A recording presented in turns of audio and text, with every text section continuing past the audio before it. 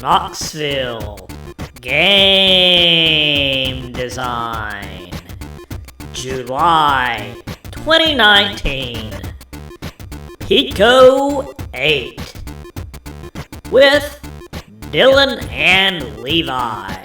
Welcome everyone to Knoxville Game Design for July 2019. This is a monthly discussion of our game projects and topics in the games industry. This month we currently have online, he's in Lenore City. He's your creator of Shifty Shapes, Retro Future, and other games, Dylan Wolf. Hi. And you may know me from games such as Kitty's Adventure. I'm in Oak Ridge, Tennessee, and I'm Levi Smith. So we'll see if anybody else joins us. By the way, we meet at the second Sunday of every month. We usually cover one new topic every month. So let's jump into a little bit of news. Go ahead and screen share.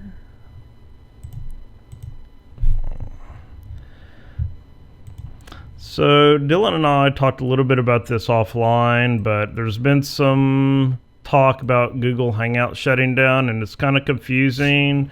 There's a whole bunch of different aspects to this. We're not sure if this is there's like a Hangouts Live or Hangouts on Air and a Hangouts Chat, and so it sounds like only part of it's going to get shut down initially, but in the future it sounds like they're trying to migrate to this G Suite. So we did set up a Discord chat, and we think we may look at using that if Google Hangouts is shut down. Yeah, the way I read that was, one, it sounds like Google hasn't announced anything. It sounds like directly it's people kind of picking up bits and pieces and putting them together. But what it sounded like is they've got like a Hangouts chat and then Hangouts Meet or something else. So it almost sounds like they've got like the WebEx, which is kind of what we're using, and then chat almost sounds like something like Slack. So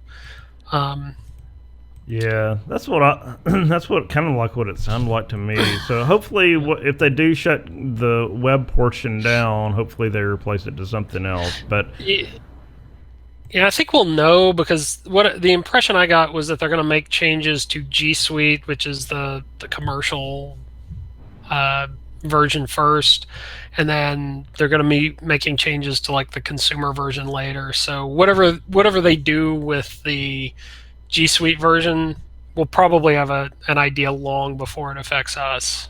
Oh, okay. Yeah, so that was at least what I got. Yeah, it was very confusing to me. Yeah. So just a heads up to anyone out there who may want to join us, the link may be changing, or we may be, that kind of leads into my next point. It's on our website. We do have a Discord channel now, so I think I messed up the first link. So this link should be for an infinite amount of time. I think the first link that I created was only for like a day or something. So anybody that wants to join us on Discord, I'm liking this a lot better than the Facebook group, because like anybody can join in and we don't have to approve people and all that. Here's just what we've started right here. So we've already had a few people join in, and I'll make sure to post the announcements for the meetings and links and things like that to this Discord channel. Okay, so I went ahead and posted the next upcoming meetings. I started to post on the Knox Game Design forums. So next month, I kind of changed my mind. I'm thinking about doing random number generators. So that's something I'm definitely not an expert in, but something I'm interested in, and it's kind of a popular topic right now, especially in the speedrunning community. So I'm going to do a little bit of research into that. September, I plan to do either Java or Smalltalk, and then just a reminder, Ludum Dare is moved up to October. It's only twice a year, so we'll do a Ludum Dare 45 show-off that month. So I think the actual, I forget the actual start date, but we'll probably have a get together, kickoff meeting at Panera Bread that Friday when it kicks off. So if anybody out there wants to do a talk, you're definitely welcome. And if you're really burning to do a talk and you want to do one in August 2019, that's perfectly fine. Just let me know or make a post to the forums. And like, these dates are not set in stone, so yeah, just let me know or post to the forums and we'll get you scheduled in here. So I think this is going to be a little bit better than what we're doing. So this kind of gives everybody an idea of what's coming up. I did notice we had a new person that joined us last month. See if I can find it. Blake. And I saw he actually had a post on the forums. Let's see if I can find it. But he was having issues getting his account set up. I'm looking, game discussion, site information. I think it's right here. So, yeah, Mike Neal set up these forums on the Knox Game Design website. So I'm not an expert in this. Oh, so maybe he got his set up, because before it was like this really weird ID right here. But he was having problems getting his account verified. I know this has always been really wonky. Yeah. So, yeah, Dylan, I don't know if you've had any experience with these forums. No, I think I had to set up some of the authentication when I started hosting it. For it's integrated into Facebook, so I think that's an issue. Personally, I would probably try to move more towards using Discord for stuff like that, because it's a little bit easier to set up than WordPress is. Yeah, that's true. Yeah, I know there's like 3 different authentication mechanisms you can use. It's like your Google account, as you mentioned, Facebook or Twitter or something. And if you don't do it in the right order, if you try to link 2 in at the same time, yeah, it's just a mess. So, yeah, people are welcome to post here, but and if you have any problems, just let me know, and I can try to do the best I can. So I just went into his account, and he had problems verifying his email address. So I went in there and looked at his user account, and his email was just blank. So I just forced it food@example.com, and apparently it looks like that fixed the problem here. So.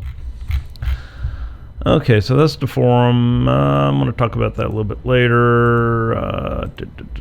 So, Dylan, did you have anything you wanted to talk about or show off this month? No, I haven't done a ton of stuff lately, game design related stuff. So, all right, that's fine. I was going to show off a couple of things. I've been working on just touching up some of my older games. Well, first of all, I'll show off the thing that I've been working most on. I have this Unity build tool is written in. I've been writing that in Ruby. And the purpose of this tool is I have like 65 Unity games, and if I need to upgrade all those games to a new version or change some aspect of those games, it just took an immense amount of time to go through and update every single game, open and update every single one. So every time I need a new function, I just add a new button to help me do something.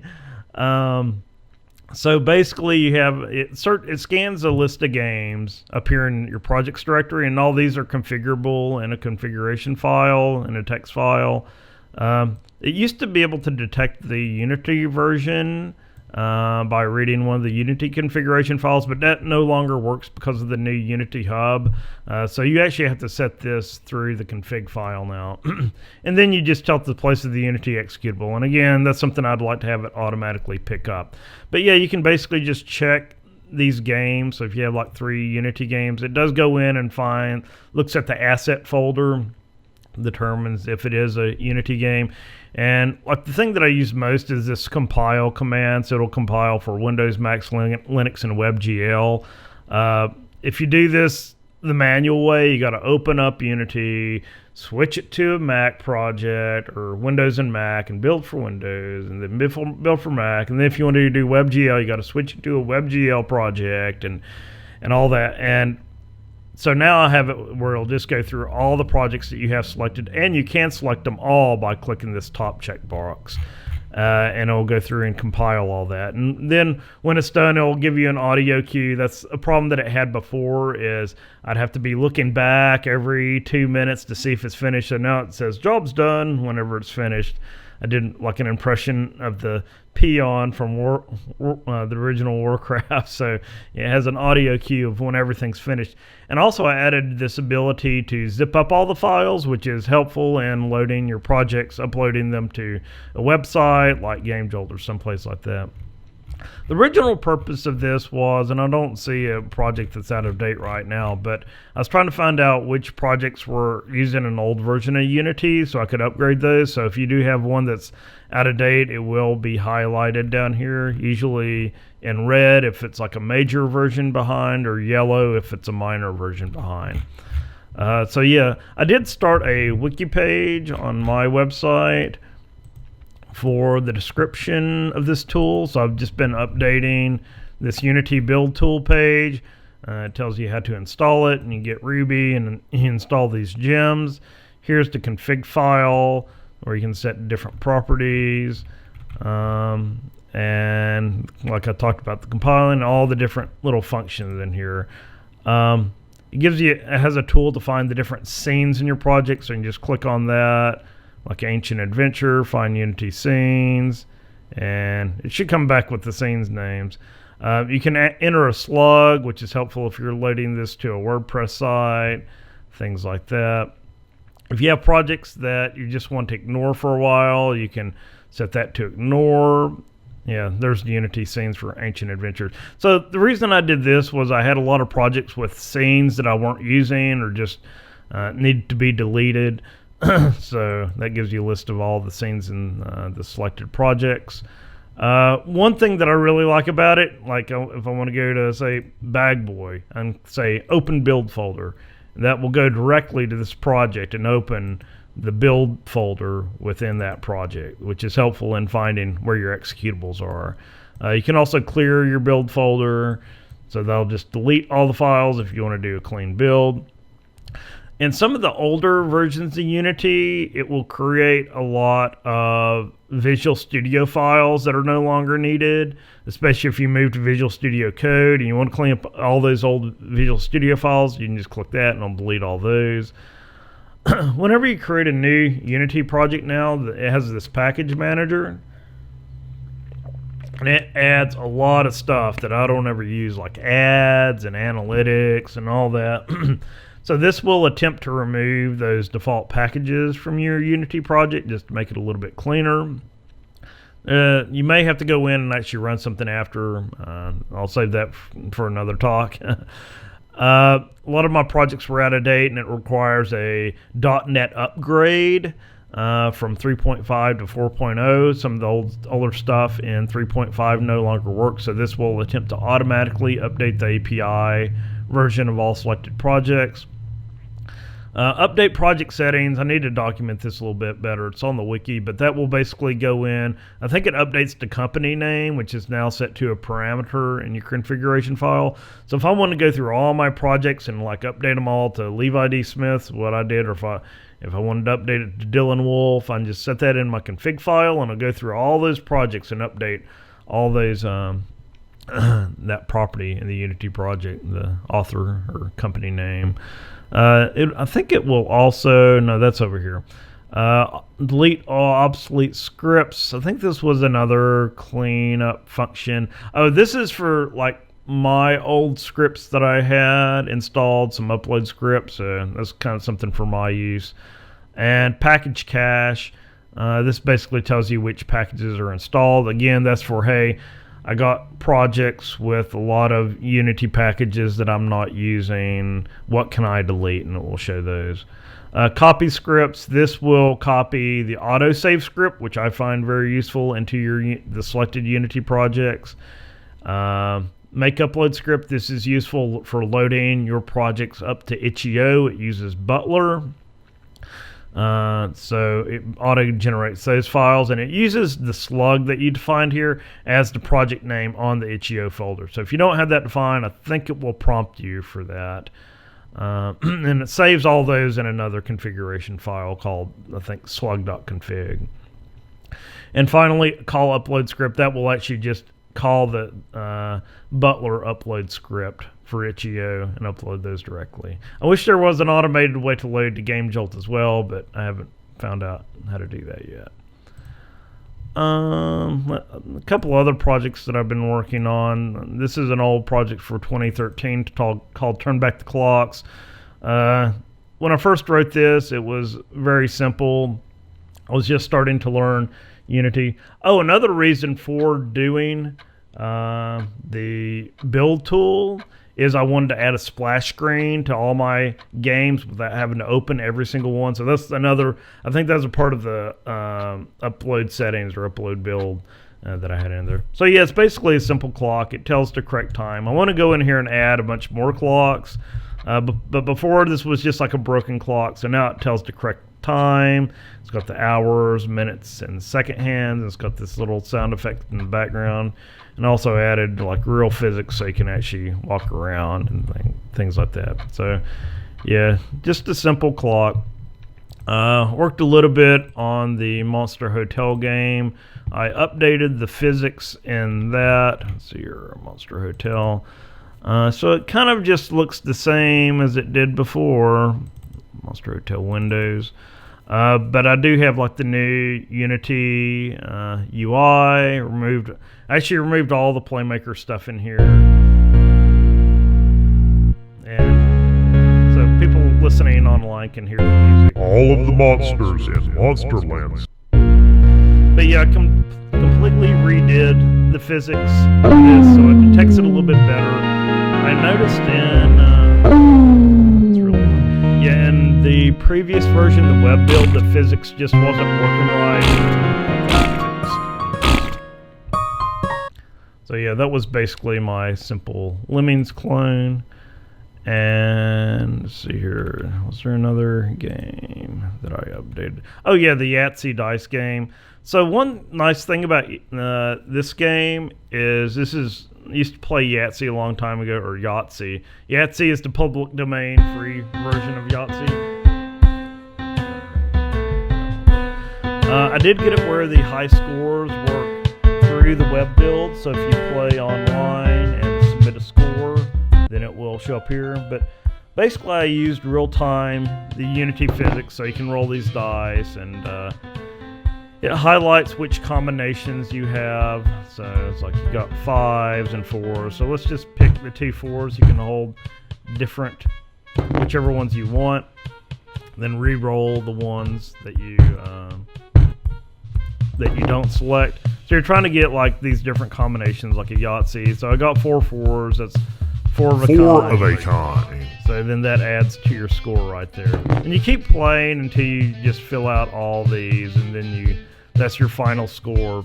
1 pair. And then you can submit to the leaderboard. So I do have it where you can view the leaderboards through the game, or you can just go to the leaderboards linked here, and you can see the scores right there. Okay, so that was my show off for this month. Close that. So the main topic for this month is Pico-8. So here's an overview of Pico-8. It's called the Fantasy Console. It plays very simple games with very simple graphics that kind of look like retro NES style games. Once you create your game, it saves it to an image file. It's actually, you can save it as a PNG. It's kind of embedded in an image file. They call these carts. The website is this lexilawful.com. I'll go ahead and bring that up right here. So yeah, you can either buy Pico-8 from this website or view the various games they have out there. They got quite a library. They got documentation and things like that. Once you develop your game, you can upload it to their website repository. A few things that makes Pico-8 a little bit different. It's all in lowercase characters, no uppercase characters. If you use Shift, it will give you these special characters. these games that you can create, you can either play them offline. If you play them offline, then the person playing the game has to have a copy of Pico-8 installed. Or if you make a web build, then you can post it online for anybody to play. You can get Pico-8 for $14.99. I think there's actually a bundle for $20, and you get like an additional this other tool for creating like 3D voxel Minecraft type objects. But yeah, I think this actually goes through the Humble store, and you can get it for Steam. That's how. No, I don't run it through Steam. So yeah, maybe there's not Steam codes for this. I can't remember. But yeah, once you get it, you get a DRM-free license. You can download it for Windows, Mac, or Linux. And Pico-8 uses Lua. I think it may just be a subset of Lua, but there's a lot of good documentation online for programming in Lua. Yeah, it's just a simple scripting language, kind of like Ruby or Perl, languages like that. I actually started writing Lua code probably about 10 years ago when I was playing World of Warcraft, because all of the World of Warcraft add-on plugin scripts were written in Lua, so that's how you wrote World of Warcraft plugins. So I started with Pico-8. I think in 2015 I wrote my first game. It's called Lexip, which is pixel spelled backwards. I'll go ahead and start it up here. So you should be able to just type in load Lexip, and then you just type run. So it's a really simple game where you control this guy, you walk around, you collect the coins. Oh, 2017 is when I started using this. So basically you just walk around, you avoid the little alien type guys, and just make it to the exit. Yeah, if you do hit one of the guys and you lose one heart, you got 3 total hearts, and you die. So you get to the exit, and it's basically the same game after that. Okay. So yeah, it's been pretty popular in the game development scene. I've seen a lot of Ludum Dare entries using Pico-8. So the pros of Pico-8, it's easy to get started. You just download it, put it on your system, and you're good to go. It has a built-in sprite editor, so you can edit sprites right there from the tool itself. It has a level editor, and you can also create sound effects and music directly in the editor. It has web builds. You can make web builds by default. No additional add-ons or anything you need to buy. So you just create your game and export it, and it'll create the HTML file and JavaScript file you need to upload it to a website or upload it to Itch.io or GameJolt, places like that. The one good thing is, like, your gamepad automatically works by default. I mean, even if you're doing a web build or anything, I tested that out, and there's like no additional configuration to do to get a gamepad to work. The games are very fast and to load and play. Just load it up, and in a few seconds you're playing. It's easy to share the files. Usually they're just a few kilobytes, so if you give somebody your Pico-8 game, they don't have to spend a long time downloading your game or anything. And it also has a cool tool called Explorer. It's a repository of Pico-8 games that have been uploaded to the website. So just type in Explorer and use left and right to navigate around. And it has a lot of these games that you can go through and play. I was playing let's see here. Yeah, like a breakout game. You just click that and you click run, and you're good to go. You're playing somebody else's game from the repository. So you just exit that right there. And you can also make your add favorite games and add your own games and jams. And I really haven't got into all this. It has a file explorer, so you can find the games on your own system too. So, yeah, really cool tool right there. And the other good thing is, a couple of years ago, I was telling somebody about Pico-8 that was also a Pico-8 user, And they're like, hey, what's your game? And I was like, well, it's called Lexup. And I was like, well, it's on the website and everything. So they were able to just type in Explore and find Lexup, search for that, and they're up and running with my game. It's like I didn't have to tell them a URL or anything like that. You just tell them the name of the game, the identifier of your game on the website, and they're good to go. The other good thing is there's lots of examples. So for like that simple game that I just downloaded, that breakout game, you can just press escape and you got access to all their code right here. So if you want to learn, if you want to get in here and see how somebody did something, it's pretty much all open source. So it's a good way to learn. So the bad things about the cons for Pico-8. Limited resolution. You only have 128 by 128 pixels, which is not a lot. I mean, typically like 1080p is 1920 by 1080, and even the old games I used to play on my 386 were 640 by 480. So this is even smaller than that. I think this is actually smaller than the NES, which was like 320 by 240. You only have 16 colors to work with. And with all this stuff, I think there's ways to hack it to do more. So I'm just talking about like the base default settings. I've seen some people do some really wild stuff with Pico-8. So if you really get into the low level functions, and I think you may be able to get more colors, but by default, 16 colors. There's not a lot of helper functions with this. I was kind of expecting that there'd at least be like a collision function. So that you have to write all the collision code yourself, and like simple things you would think it would include, it doesn't. So I recommend, if you're a beginner, not jumping in directly with Pico-8. If you're just starting out, I would recommend either Game Maker or Scratch. Those handle things like collision detection for you. It's not easy to load external resources from other files, such as graphics files or music files. You pretty much have to use their editor to create everything.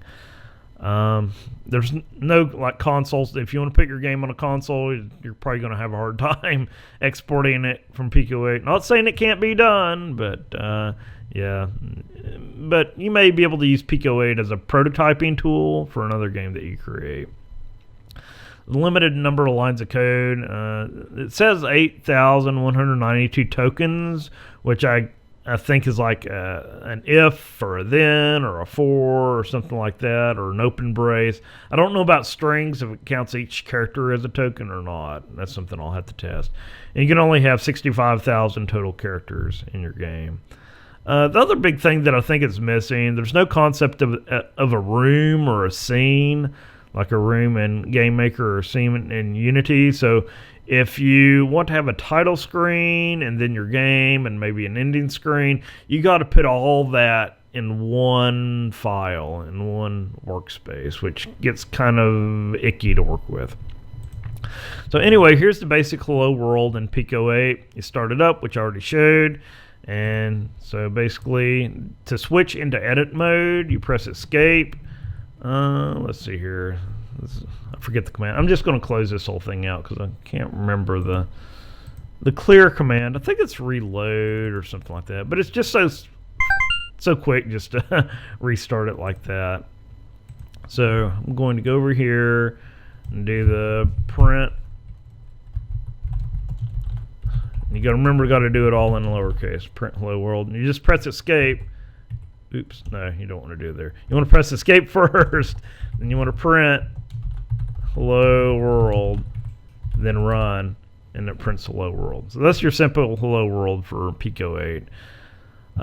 If you do have a program that's running, then you just press escape to stop the running program. And as I mentioned, escape switches between the editor mode and the console mode. Pico-8 has a few different data types. The standard type is kind of like a scalar type that you would see in like Ruby or Perl.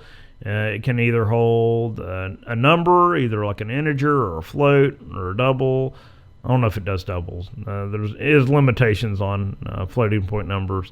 You can hold a string or a Boolean, true or false value.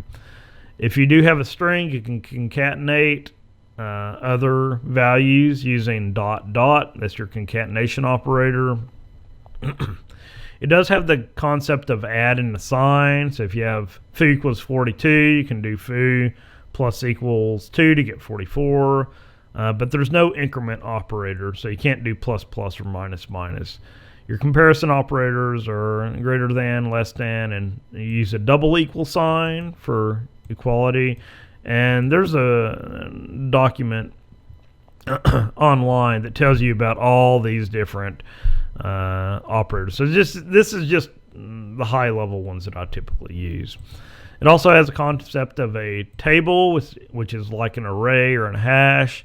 So you can create that using like my table equals, and you just do an open curly and a closed curly brace. That creates a table. Or you can put different properties within the curly braces. Like here I have name equals hello. Or you can manually set those properties by using like mytable.name and assign it that way. It also has a concept of sequences, which are declared the same way as a table. Actually, I think a sequence is a special form of a table.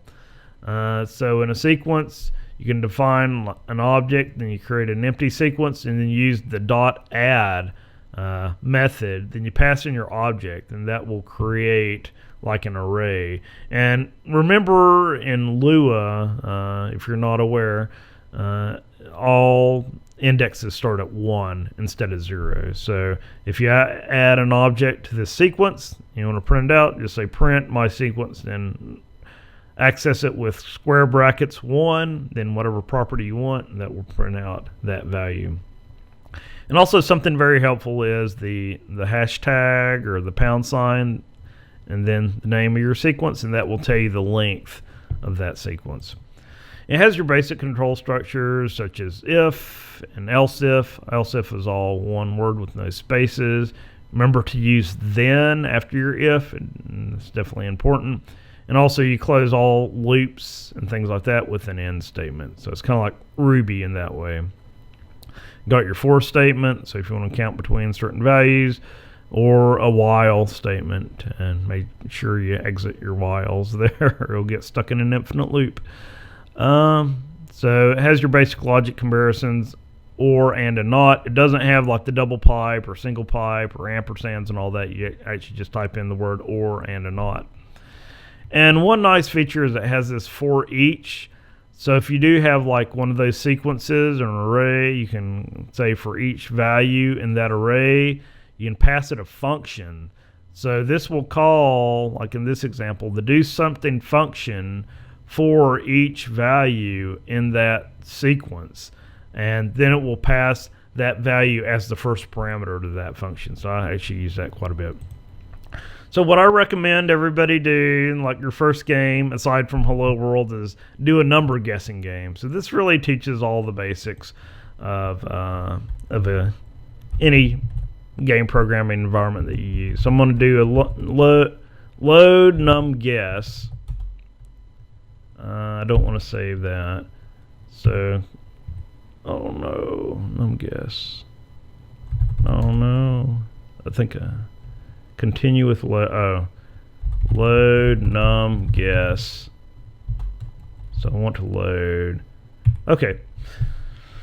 So I switched over to the edit mode. So we got a secret number, which I currently have set to -1. We have the number that the person has guessed, the number of guesses, and this result holder, and then a Boolean to tell you whether the game is over or not.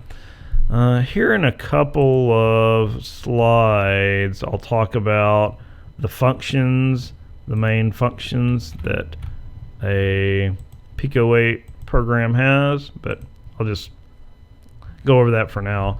But when it starts up, it's going to pick a secret number from 0 to 100, and it's going to set the number of guesses to 0. And then for every frame, it's going to check the input. So this is kind of like in the style of an old Final Fantasy game, the inventory game. So if you press left, then you decrement by 10. If you press right, it increments by 10. If you press up, then it goes up by 1, or if you press down, it goes down by 1. Then if you press either, you have 2 buttons, it's kind of like an old school NES. You have 2 input buttons aside from the D-pad. Pressing either of those will confirm your guess. So if the number that you guess, let's see here. This just has some simple balance checking right here, so it doesn't let you go over 100 for your guess or under 0. It's got some simple output display there for what you've guessed. And whenever you press one of those confirm buttons, this actually checks. If the number that you guessed is lower than the secret number, it's going to say, oh, the actual number is higher. Pick a number higher. If it's great, if the one that you pick is greater, then it's going to say, hey, the actual number is lower. Or if it equals, it's got the double equal signs. If the guessed number is equal to the secret number, then say, hey, you got the right number, you win, set game over to true. Then after every guess, you're just going to increment the number of guesses by 1. So we're just going to type run. So I'm going to press right, so I'm going to increment that up to 50, then press confirm. So it's going to tell me lower 50, so I'm going to go down to 25. It's lower than 25, so let's do 12, higher than 12. So let's do, say, 20, lower than 20. So it's between 12 and 20. Let's do 17. Still lower than 17. So let's do 15. Higher than 15. 16 is correct. You win. So, yeah, very simple Pico-8 game.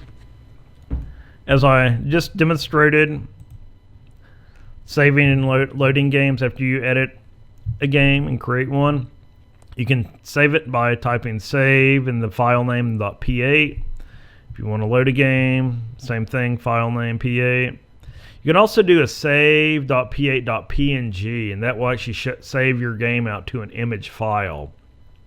It will prompt you to create a thumbnail image. So you just play your game and you press F7, and that will create the thumbnail image for the game, and that will be used for that PNG file. If you want to make a web build, you use export and then the file name and HTML. Folder. I don't think I used folder. It shows this save game folder. Yeah, I typically don't use that right there. Oh yeah, so when you're setting this up, it's going to pick this really weird place for your games. But if you go into this location right here, users, username, app data, roaming, Pico-8 config, remember to change username to the actual user you're logged in as. So I think I'm got tech without an H.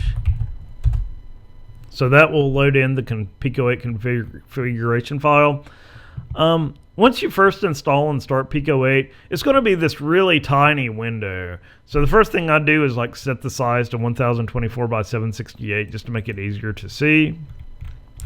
If you scroll down here to the bottom, it's got entries for save data, and yeah, here's the one that you really want to look out for is this root path. You can set this to whatever location where you want the your save files to be saved, or what they call carts, where you want your carts to be saved. Yeah, so that's basically the major configuration points that I make for Pico-8. Okay, so more console commands. I guess reboot closes the current project. So earlier I could just type reboot and that would have closed out the other one. If you want to start a new game, shutdown closes out Pico-8. It's not quit, it's not exit, it's shutdown. Help will give you information about other commands that you can use, such as explore or configuring your keys or navigating the file system.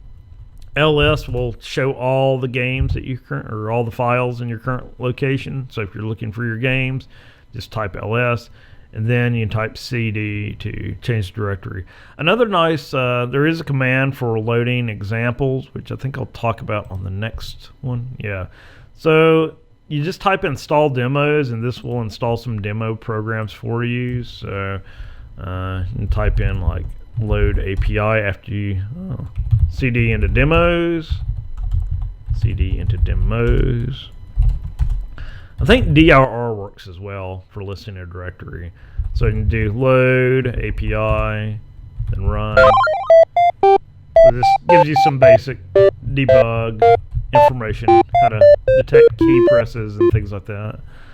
You can do load hello, run.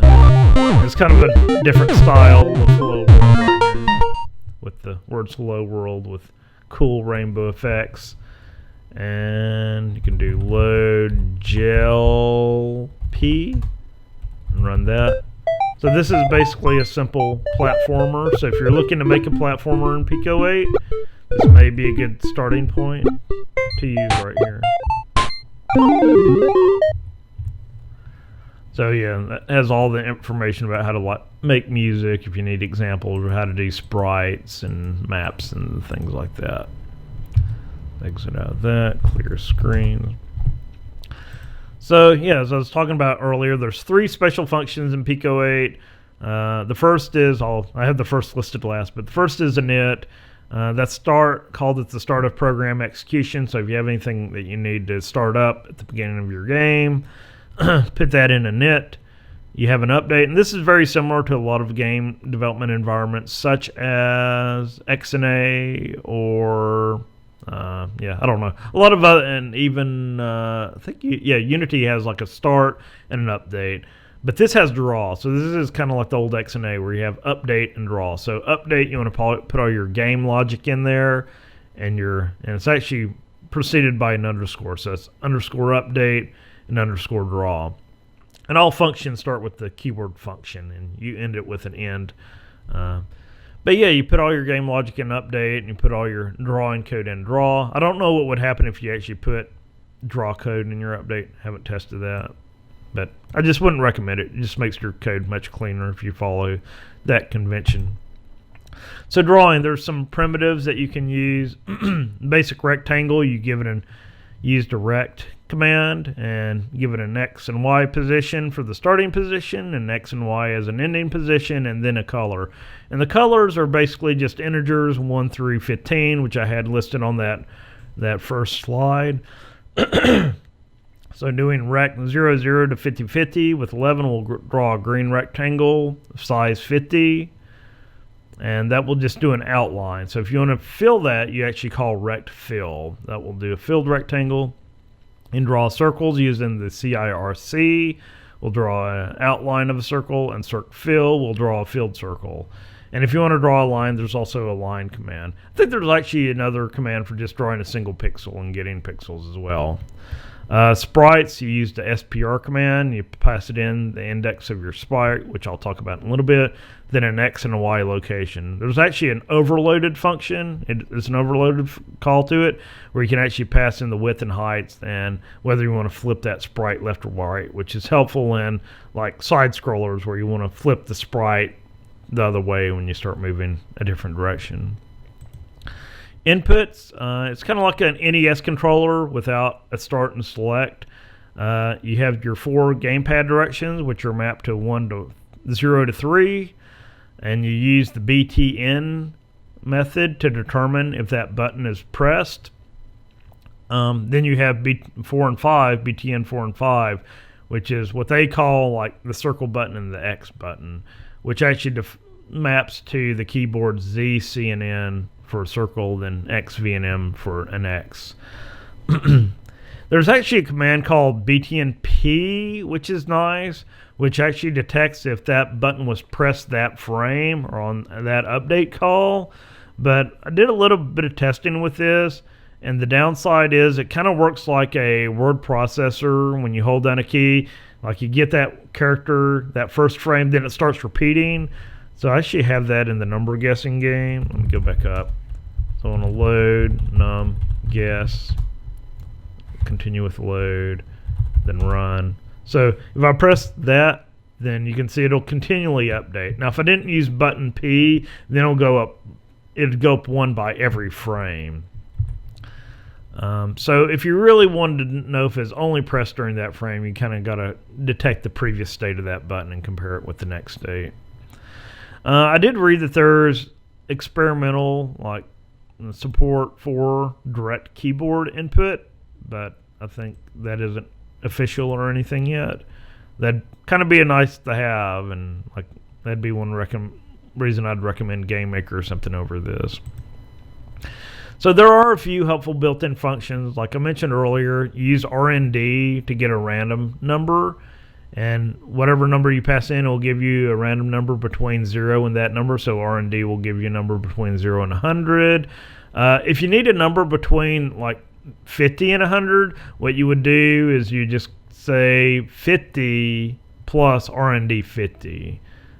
So you just start with the lower, you add the lower bound, then you subtract off like the range value at the top. And also the FLR command that returns the floor or rounds the floating point number down. This is kind of like an integer cast right here is what I use it for. So yeah, the random RND returns a float, so to get that as an actual integer you got to use FLR.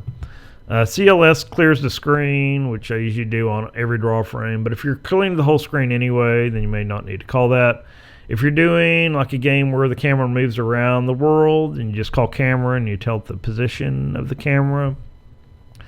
And also you can use the same print command to print at a specific location just by passing the coordinates that you want to print at and the color of the text.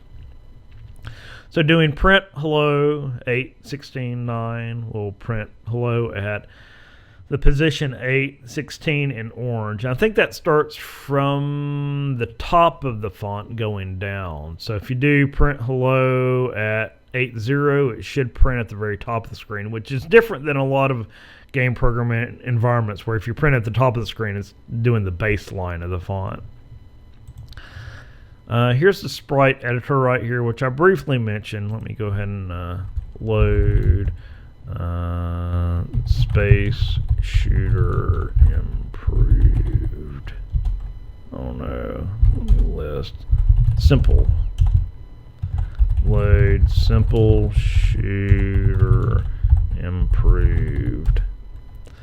Press escape. So yeah, you got your major functions here at the top, so you can click on the little goblin looking guy right there, and that'll give you your sprite editor. All sprites are 8 by 8 pixels, and if you want to do animation, you just do a new frame. So I got this guy where his mouth is kind of moving, then I got a ship where the colors on the top, the red and blue lights alternate, and I got a red guy right there. But yeah, it's got your basic pencil, or you can just like put a pixel right there or erase. You can also copy and paste using Control-C and Control-Z. Let me put his leg back there. And it's got a flood fill as well. So very simple sprite editor.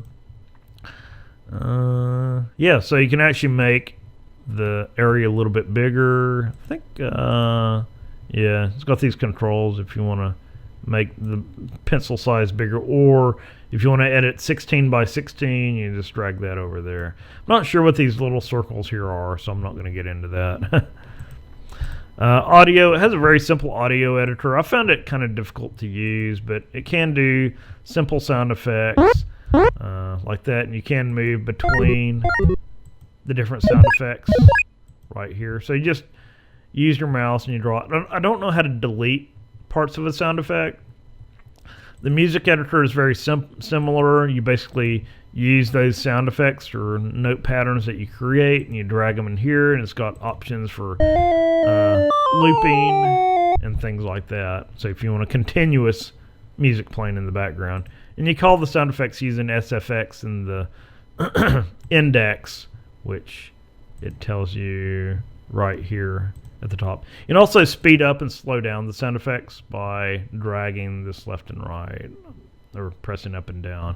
And you got different waveforms here. You got like 8 different waveforms that you can use to either give it like a sine wave or a square wave or a triangle or a staticky sound, things like that. Okay, so functions, as I mentioned earlier, yeah, so you start with function, end it with end. You can also return a value, so that's optional. Okay, so here's a little simple space shooter that I've been working on. Go through the different steps that I used to create this. Let's go back out. do load simple shooter, no underscore, shooter 001. Press escape, go back to the code. So whenever I'm making a new game, such as a space shooter, the first thing that I want to do is just get something moving around. So we're going to have an init function. We're going to set an X and Y location, like near the bottom center of the screen. And we're also going to figure out the assign a ship width and height, which is 8 by 8.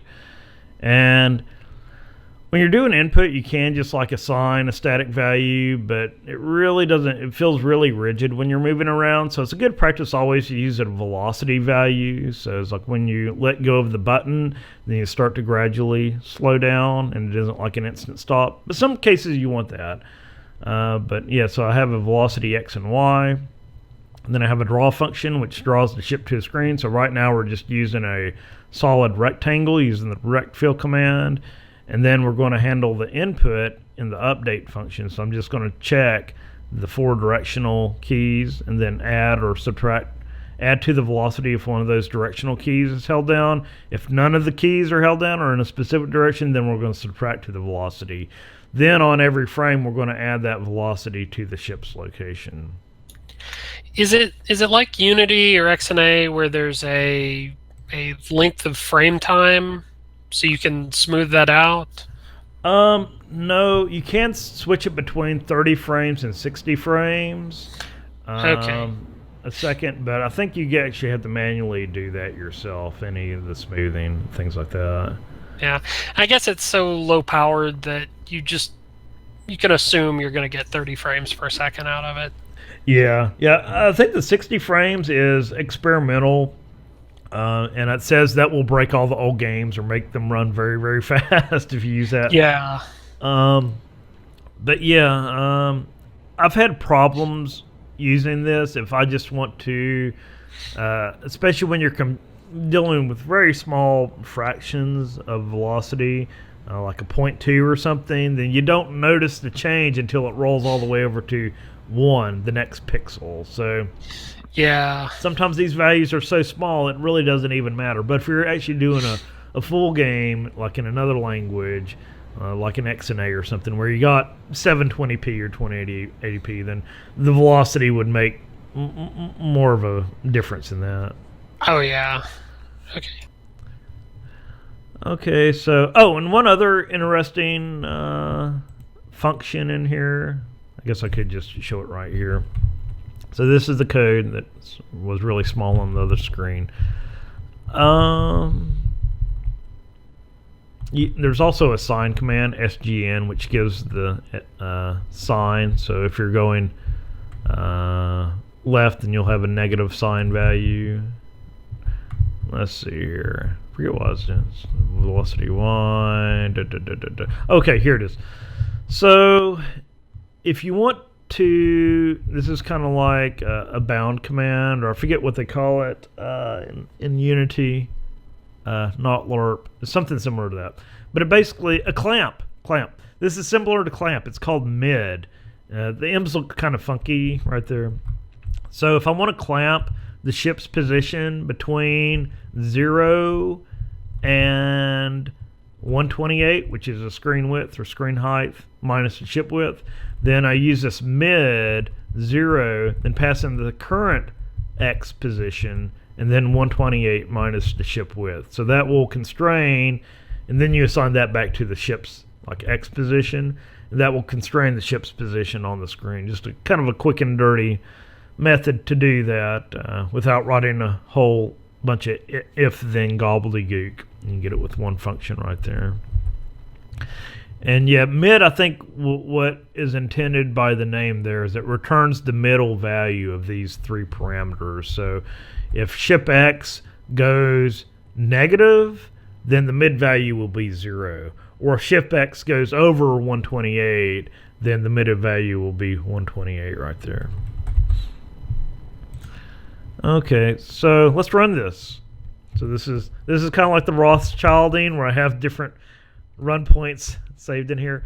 So yeah, this is just our block. So I recommend everybody out there that wants to wants to get started, start out making a box. Get a box moving around. That's the first step.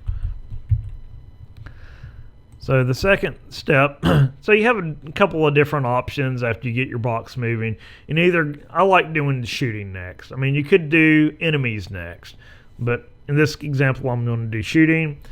So we're going to use that table or array that I mentioned earlier. So you're going to have an array of bullets or a sequence of bullets. And each bullet is going to have an X position, a Y position, and a lifetime. So we don't want the bullet to live forever. So after a certain amount of time, we're going to kill the bullet. Then we're going to add that bullet to the bullets list or the bullet sequence. And then we're going to create a function called draw bullet. So in the draw function, we're going to say for every bullet that's in that bullet sequence, draw that bullet. And I'm just going to use a circle, filled circle, and draw it at the X and Y position. And in the update bullet, we're just going to subtract. I'm not using velocity here. I'm just subtracting 1 off the bullet's Y position. I know, by the way, it uses the coordinates where Y increases as you go down the screen, which may be different than some other game programming environments. So for every frame we're going to add, or every update, we're going to add 1 to the bullet lifetime.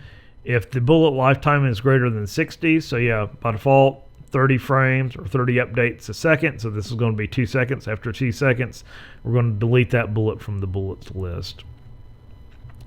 And whenever you press the button down, then we're going to spawn that bullet. So yeah, let me go back. Do load simple shooter 002. Keep missing the L. Simple shooter 2. So yeah, there's the 2 bullets that I've created. And in the draw, we're just going to draw our ship again, and then we're going to call the for each, loop through every bullet, and call draw bullet for every bullet. So we're just going to draw a circle fill. Then the update function, if you press button 4, which is one of the, like an A or B on the NES, then we're going to use a ship shooting delay. So that makes it so you can't shoot a bullet every frame. That would almost look like a flamethrower or something.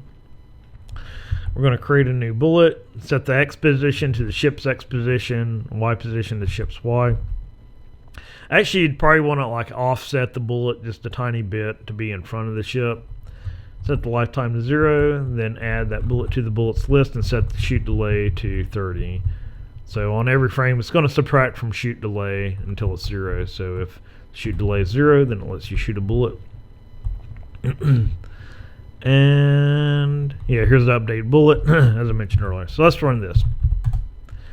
Yeah, so I guess I already had 2 spawned there from the beginning. So when I press the Z button, then we're going to get bullet shooting at the location of the ship. It actually spawns at the upper left-hand corner just because of the way that the rectangle is drawn. In later code, you'll see that I actually have the rectangle offset by half the width and half the height.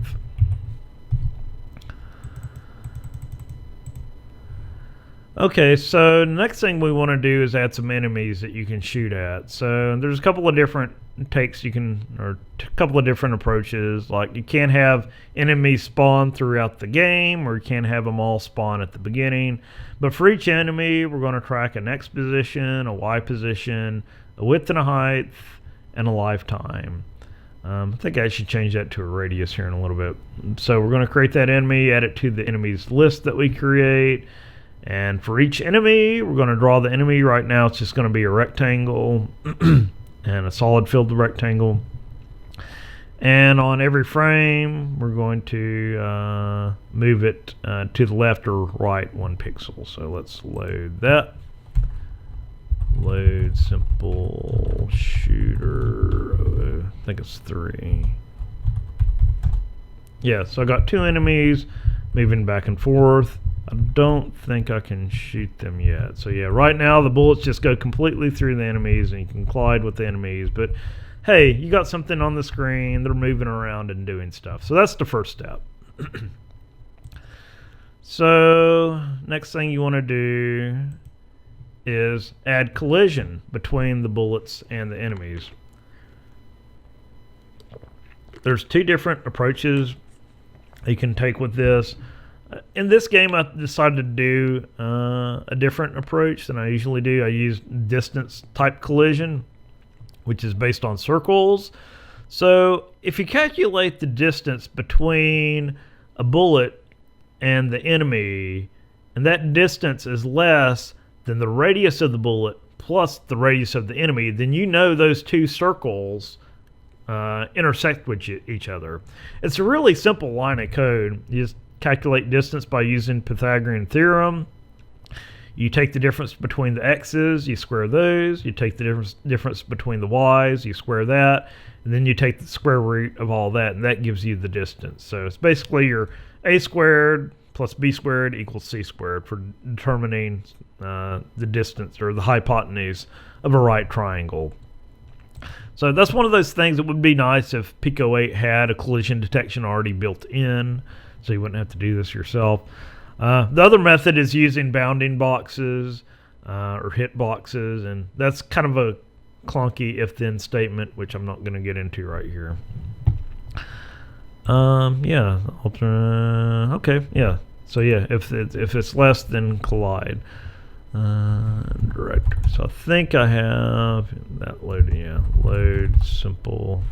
I guess we'll just change that right there. Load that. Run that. So yeah, now I'm shooting, and yeah, it's a little bit off because these are rectangles right here. But yeah, you got simple collision detection right there. So basically, you're having to you're losing a little bit of precision because you're using a circle bounding box on a rectangle right there. But if you got like circular shaped enemies, is like the circle collision will probably be better, which is what I'll show here in a minute. Okay, so you got your enemies and you got your shooting, you got your ship moving around. So basically you got a simple game working now. Some improvements to this that I've made is collision with player. And once an enemy collides with the player, then you want to go to a game over state, which is another boolean you got to keep track of. Sound effects. Whenever your bullet collides with an enemy, play a sound effect. Background music. Changing those circles and rectangles to actual sprites. Having a score that tracks whenever you kill an enemy. One thing I'll mention about score real quickly that I mentioned a little bit earlier, I think the precision of a number value only goes up to like 32,000, like 2 to the 8th or something, no, 2 to the 14th, something like that. So if you actually roll over, then you're going to start getting a negative score. So at first I started out using score add and assign 100, so I had to delete that, remove that, just to add score add and assign 1, and then like multiply that by 100, or just display 2 static zeros behind it for 100.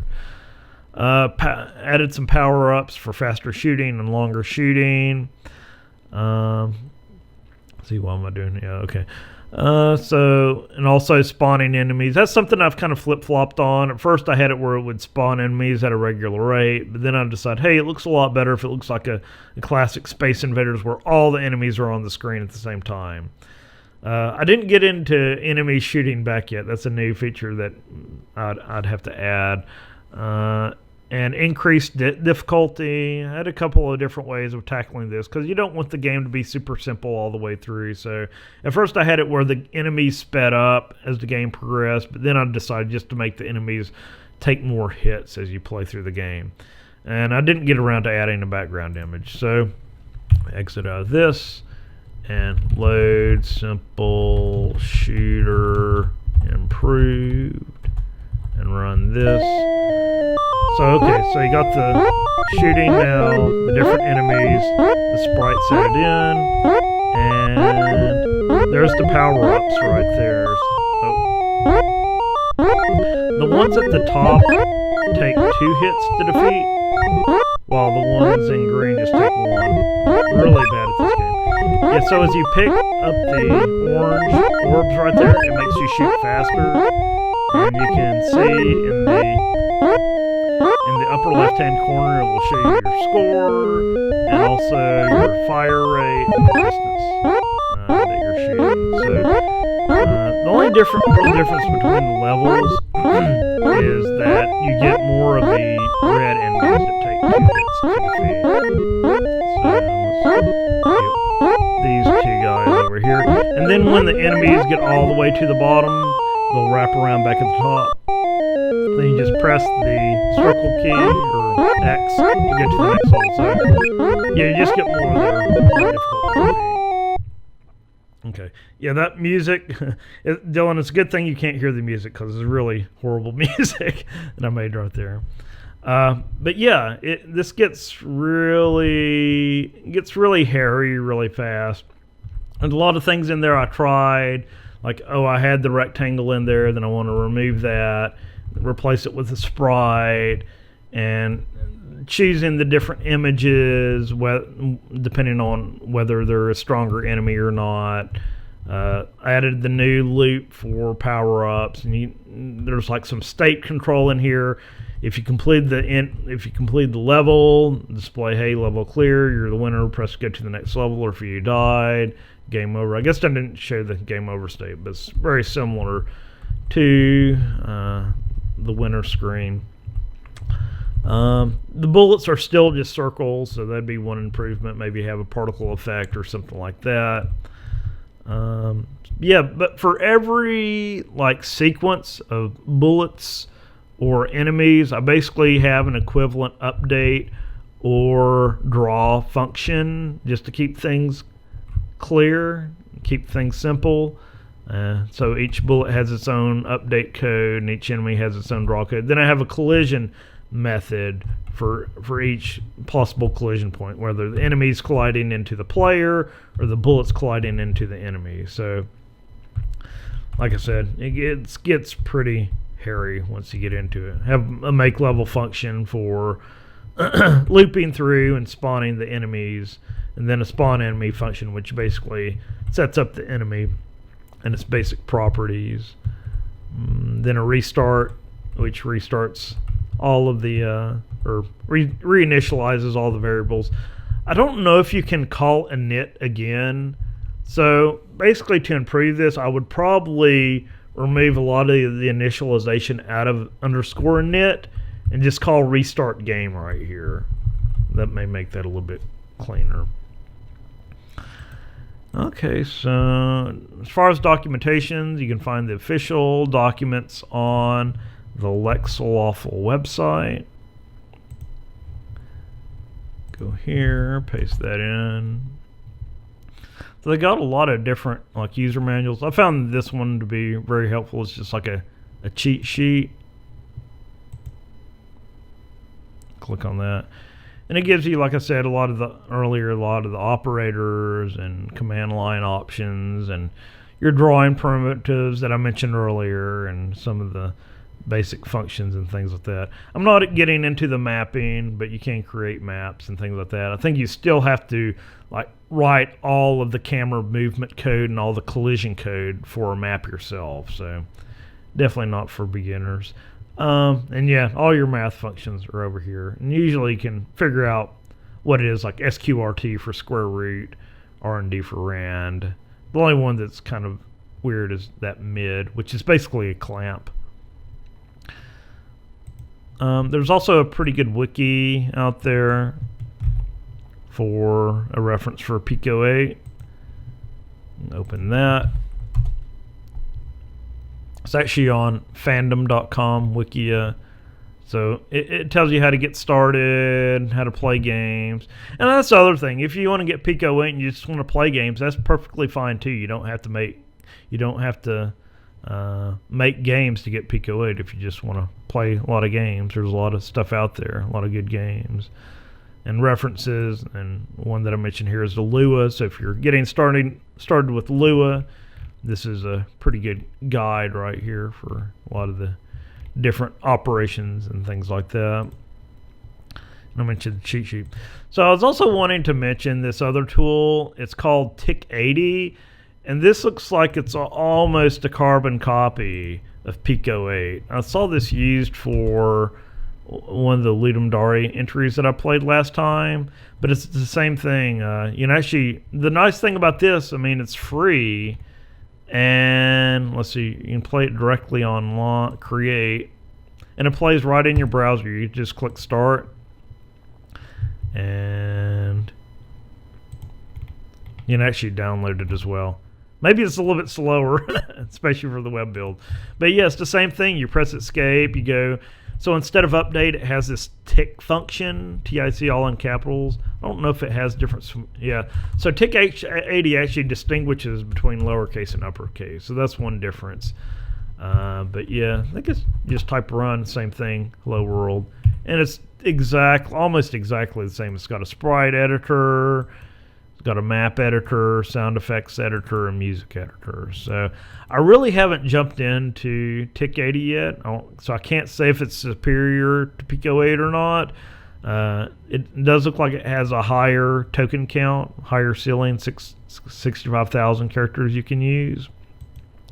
So yeah, that's something definitely also to look into if you want to try something out similar before buying Pico-8. There is a pro version of this. I think if you get the pro version for $5, then you can edit in text format.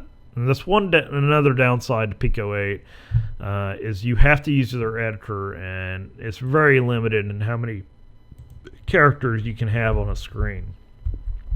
So I'm constantly always pressing the home and end keys to see the rest of my code. So it'd be really nice if I could just export this into a text file and use my own text editor. And then there may be ways to do that, but I just don't know how to do that yet. So anyway, that's Pico-8. So yeah. So Dylan, any questions about Pico-8 or? No, that was a good introduction. It reminds me a lot of XNA in the sense of, you've got your update and your draw calls, and everything else you kind of have to do yourself, which I remember being really satisfying when I was actually writing XNA code. But now that I'm using Unity, it just feels like reinventing the wheel. But I mean, I can see that the value is if you're using Unity or Game Maker or something like this, you've got tons and tons of different options. And if you limit those options, it kind of lets you play around a little bit more without necessarily feeling the pressure to do, everything that you could be doing in a Unity or Game Maker. Yeah, I kind of feel like it puts everybody on a common playing field. If you really want to limit yourself and have everyone with the same kind of look and feel and everything, and you're not going to get a lot of pre-existing asset, you're not going to get any asset dumps with Pico-8. So that's the one nice thing about it. But yeah, like my one problem with XNA was again, there was no concept of a room or a screen. So if you want to switch from a title screen to your game to another, it's like you actually had to write if-then code, or I actually had some screen switching functionality that I wrote myself just to keep everything straight. In Lua, can you pass around functions as objects? I think so. I think so. I think I saw that somewhere in there. Because it seems like you could write, if you can, it seems like you could write some code that's like, okay, here's my set of scenes. I'm currently on scene 5, and then that tells you what function to run for your update, what function to run for your draw. Yeah, that'd be a good way to do it. Yeah. Yeah, I remember we had those ways in XNA of kind of working around those issues. Yeah, and that'd be better than a switch statement or something, or if-then mess. I think the way I did it in XNA is I had a object that was a current screen, and then whatever I wanted the current screen to be, I would just assign my screen object to the current screen, and then it would start rendering that. And I think the screen object was like an abstract class with its own update and its own draw. So whatever was assigned to the current screen object instance variable, it would call its draw and its update. So yeah, that's exactly what I'm talking about. It just seems you have to jump through more hoops to do it in Lua. Yeah, it's the good thing that we have Unity now. It's like, okay, we can create as many objects you want, and each object has its own draw call and its own update. So yeah, I mean, I've heard people talk about it. I've got a copy through Humble Bundle, and after seeing this, I'm a little more likely to play around with it because, yeah, starting from scratch is like you're literally writing command line scripts like you were showing there, and that's a pretty big jump to make. Yeah. It seems to be really popular. I've seen a lot of games made with it, and yeah, anybody out there wanting to start with Pico-8, I definitely recommend looking at the examples. And yeah, starting simple. I was going to do a Tetris game, I just ran out of time, but it wouldn't be too hard to do a Tetris game. But yeah, I feel like the advantage you have is because it kind of has object-oriented functions and things like that. You can do some of those things that I imagine an actual console from that time would be much harder to do. Yeah. I think the problem that a lot of people will probably have is like, hey, I want to make Super Mario Brothers, so somebody will go out and buy Pico-8, and it's like, okay, how do? And that is another valid approach, and I don't want to tell everybody, it's like, you have to start out making rectangles and circles and moving them around. You can like get that sample from the demos and say, hey, I just want to modify some aspect. I want to make the character move faster. That's another valid way of getting started. And that's kind of like how I learned, just poking around with other people's programs. Like the old Gorillas and the Nibbles game in QBasic, just getting in there and playing around with stuff. Actually, I guess I do have a couple of questions. Like, everything is contained in one code file, right? Like, yes. There's not a way you can... Okay. As far as I know, I'm sure someone out there watching this will say, hey, you can do this or that or download this plugin, and you can edit it in a text editor, which it doesn't work by default. I mean, there may be ways to do it, but yeah. Yeah. Because I figure that would be one way around the fact that there aren't a ton of helper functions, is you can just build your own standard library.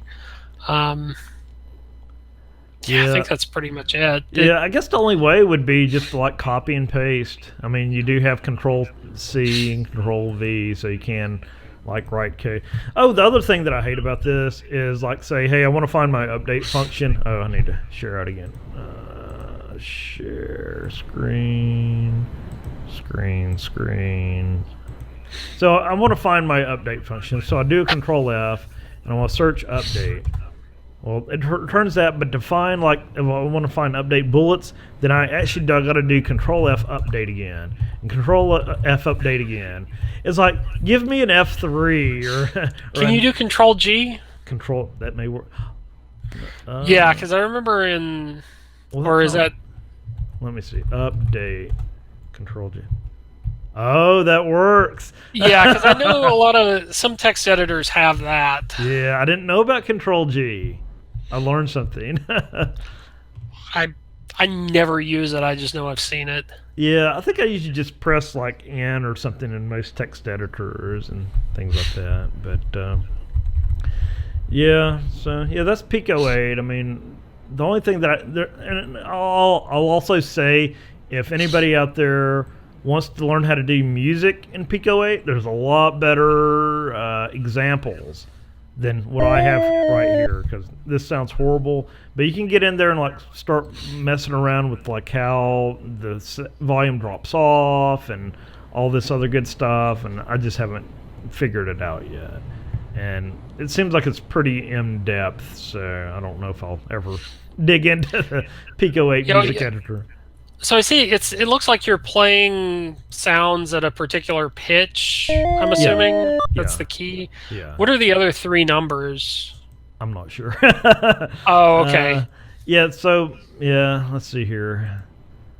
If I can go up. So basically you create your melody right here. Mm-hmm. And then it translates over into your music file. So I want to add this. And then I just click on this to add. Oh, so those different sections aren't individual sound effects. Those different sections are like you're copying the result of a sound effect into. Exactly. Okay, that makes sense. So you can play like 2 at the same time. But yeah, first you got to create the sound in here, then you move. It's kind of like PX Tone, where you create your sound effects, then you import that in. But here you're actually doing a sequence of sounds or a sequence of tones, and then you just left click to increase or right click. So you have 4 different channels that you can have running at the same time. Then I think these play sequentially from 0, 0, 0, 1, 0, 2, 0, 3, and 0, 4. But you can like set these breakpoints. So it's like, okay, I don't want this to repeat. I want to play 0, 0, then 0, 1, and maybe assign this music right here or something. Then I want it to loop back to 1. So it'll play this. Then it should go back to 0, 0 after this is finished. Oh, maybe it won't. Maybe in the actual game it'll actually loop after that point. So, yeah, I really haven't figured out the music editor with this yet. But, yeah, it does a lot. I mean, I wish you could hear this, but it does have a lot of different waveforms. Like, the one thing I said I couldn't figure out is deleting the notes, because left-click will add notes, and right click will also add notes. So maybe it's control and shift. I don't know how to delete notes that you lay down. So, but yeah, it's pretty cool to play with, and yeah. And if you're interested in the mapping, that's a topic for another day. But you can create maps.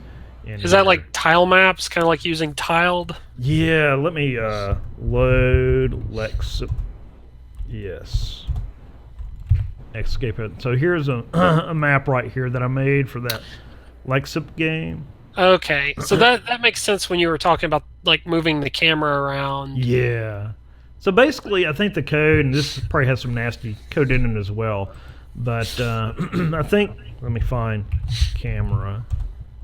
Move camera. And I'll use my nice new Control-G command. Camera. Should be, yeah, move camera. So basically I take the camera location and assign it to the player's location minus this offset. Then if the camera is less than 0, then move it out. Don't let it go all the way. But yeah, I want to say that you still have to write your own collision detection with the walls. Yeah, that makes sense. But yeah, I guess you can like place things in here or place the walls, and I think you actually can get a reference to where these tiles are. It's just whenever you get that reference, and you got to figure out whether it's collided or not yourself. Okay. Okay, I guess that'll wrap it up for July 2019. Appreciate Dylan, you joining. DylanWolf.com, Dylan Wolf on Twitter, and check out his Twitch stream. We try to do a simulcast or a live Twitch stream as we're doing this. You can always find the video on knoxgamedesign.org. Check out the Twitter account, social media account for Knox Game Design, at Knox Game Design. I'm GA Tech Grad on social media, and my website is levidsmith.com. Check us out on iTunes and Stitcher and Google Music and all those other cool places. And I guess that'll wrap it up, and we'll see everybody back in a month.